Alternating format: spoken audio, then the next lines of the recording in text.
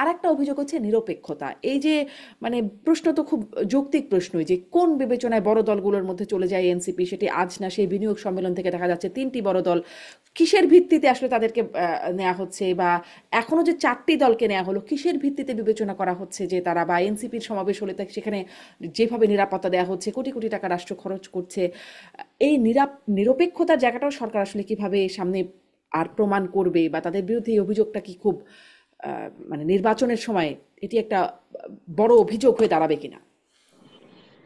না, দেখেন এখানে আসলে প্রথম কথা হচ্ছে যে এই সরকারটি নিরপেক্ষ এটা বলাটা আসলে খুব শিশু সুলভ হবে।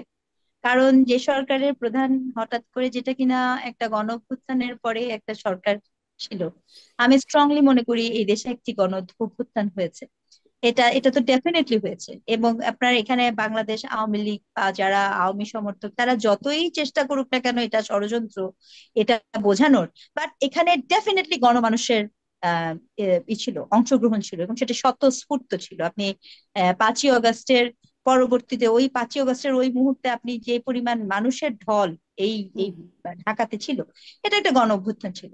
কিন্তু এটা সবচেয়ে প্রথম ড্যামেজ, আমি এটা মানে খুব দুঃখ নিয়ে বলছি যে প্রথম ড্যামেজটি আসে হচ্ছে এখানের যিনি আমাদের প্রধান উপদেষ্টা, তিনি যখন বলেন যে ওনার নিয়োগকর্তা ছাত্ররা, এটা হচ্ছে উনি জনগণের নিয়োগকর্তা না হয়ে ছাত্রদের নিয়োগকর্তা হয়ে যান। এটা হচ্ছে প্রথম সংকট। দ্বিতীয় সংকট কখন হয়? অদ্ভুত ভাবে আমরা যারা এই গণ অভ্যুত্থানের মানে অংশীজন মনে করেন, যিনি ওই যেই আমার নেক্সট ইসেতে আমার নেক্সট ডোরে একটা বাচ্চা মারা গেছে, এটা দেখে আমার খারাপ লেগেছে, এই জন্য আমি রাস্তায় নেমে আসছি। হ্যাঁ, একটা বাচ্চা নেমে গেছে, মারা গেছে। প্রিয়া গোপের মতো একটা 4 বছরের বাচ্চার মাথার মধ্যে গুলি এসে আমার ক্ষোভ হয়েছে, আমি আমি রাস্তায় নেমে গিয়েছি।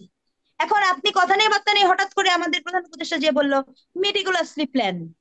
আমি তো বুঝলাম না এই প্ল্যানের অংশ কখন কে ছিল। ওই আমাদের মতো সাধারণ মানুষকে তো কেউ যে বলে নাই, কেউ তো নেতৃত্ব দেয় নাই, কোনো এখানে তো মাস্টার মাইন্ড আছে, we didn't even know. So আমাদের যে পার্টিসিপেশন, প্রত্যেকটা স্টেক হোল্ডার যে পার্টিসিপেশন, সেই পার্টিসিপেশনটাকে প্রথম বিতর্কিত করা হয়েছে এই একটি বক্তব্যের মধ্য দিয়ে।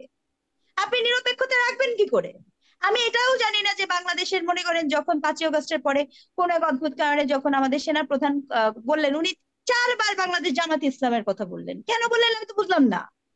এত ঐক্যমত কমিশন হয়েছে, এত কিছু হয়েছে এখানে। আচ্ছা আপনি আমাকে বলেন তো শারমিন, এখানে এতগুলো যে ঐক্যমত কমিশন হয়েছে, কোন কমিশনটি বাংলাদেশের নাগরিকের নিয়ে কথা বলেছে? শিক্ষা, স্বাস্থ্য, চিকিৎসা, কোনটা? নাগরিকের অধিকার নিয়ে কে কথা বলেছে? কিসের বন্দোবস্ত? ক্ষমতার মসনদ পরিবর্তনের জন্য তো বাংলাদেশের মানুষ নামেনি। বাংলাদেশের মানুষ তো নেমেছিল সিস্টেম পরিবর্তন। আপনি তো সিস্টেম পরিবর্তন করবেন কি করে যদি আপনি নিজেই বলেন, নিজেই দাবি করেন আপনার একটা নিয়োগকর্তা চলে আসছে, আপনি মিটগুলেসলি প্ল্যানের অংশ, আপনার সারাক্ষণ অমুককে ভাঙতে হবে, তমুককে ভাঙতে হবে, সারাক্ষণ যেই প্রক্রিয়াতে আপনাকে নির্যাতন করা হয়েছে সেই প্রক্রিয়ার দ্বিগুণ নির্যাতনের কৌশল অবলম্বন করতে হবে, ওই প্রক্রিয়ায় মানুষের মুখ বন্ধ করতে হবে। এটি আর যাই হোক, কোনোভাবে তো এটাই হতে পারে না। আপনি বলছেন নিরপেক্ষ, নিরপেক্ষ থাকার জন্য আগে নিরপেক্ষ বক্তব্য শিখতে হবে। I am very sorry. নিরপেক্ষ থাকার জন্য, নিরপেক্ষতা ধরে রাখার জন্য একটা নিরপেক্ষ বক্তব্য দেয়া রাজনৈতিক দলের যারা থাকেন, যারা আপনার প্রশাসনে থাকেন, প্রশাসনের লোকজনকে, এটা কোনো নিরপেক্ষ বক্তব্য ছিল? একটা প্রধানমন্ত্রী সচিব যখন বলেছিলেন, প্রেস সচিব যখন বলেছেন যে মব গ্রুপ মানে হচ্ছে প্রেশার গ্রুপ, মবক্রেসি নিয়ে যখন সারা দুনিয়া কথা বলছে, তখন আপনি এই কথা বলার মধ্যে দিয়ে মবকে সমর্থন করেননি? এটা নিরপেক্ষতার নমুনা না। এগুলো নিরপেক্ষতার নমুনা না। এগুলো হচ্ছে স্পষ্টত আপনার বায়াসনেস। এটা একদমই স্পষ্টত। আমরা একজন রাজনৈতিক বিশ্লেষক, একজন নৃবিজ্ঞান হিসেবে আমরা বুঝতে পারি কি হেতু কারণে আপনার পলিটিক্যাল পার্টি গুলা তো পলিটিক্স করে ভাই। আমরা তো রাজনীতি করি না, আমরা মানুষের অধিকার নিয়ে কথা বলি, এবং শেষ শেষ রক্ত পর্যন্ত বলতে থাকবো। এটা হচ্ছে একজন শিক্ষক হিসেবে আমার দায়িত্ব। আমার নৈতিকতার জায়গা থেকে আমি একটা কথা বলি, এই সরকারের নিরপেক্ষতা, এই সরকারের সক্ষমতা, দুটার কোনোটাই নেই, দুটার জি, কোনোটাই নেই।